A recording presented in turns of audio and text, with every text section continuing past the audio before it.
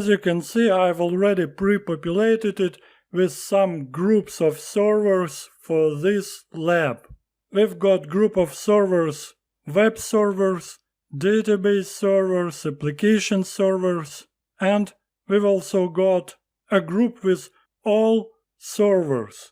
As you can see, this group is named miscellaneous and it includes all the groups such as web, app, and DB.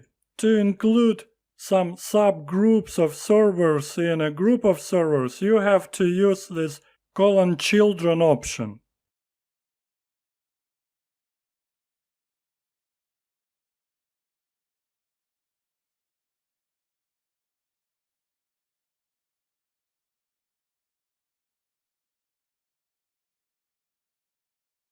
Now when we have our inventory list set up, let's try pinging hosts in DB group. I'll type Ansible db-m and the name of the module, in this case it's ping in double quotes.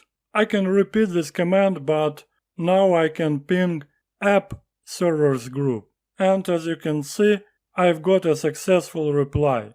If I want to ping all my servers, all my hosts, I can use misc servers group, which contains 3 subgroups with all the servers in this environment. Let's try checking the host names of the servers